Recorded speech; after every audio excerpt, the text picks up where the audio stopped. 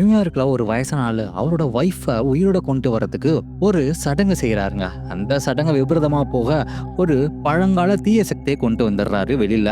அந்த தீய சக்தியும் அவர் உடம்புக்குள்ள போயிடுதுங்க. ஆனா அந்த தாத்தா என்ன பண்ணிடுறாரு, அவர் கத்தி எடுத்து அவரை குத்திக்கிறாருங்க. அது மட்டும் இல்ல, அவர் கழுத்துல ஒரு பழங்கால ஸ்டோன் ஒன்று போட்டிருக்காருங்க. அதனால அந்த ஆவி வெளியில போக முடியாம அவர் உடம்புக்குள்ளேயே மாட்டிட்டு இருக்குங்க.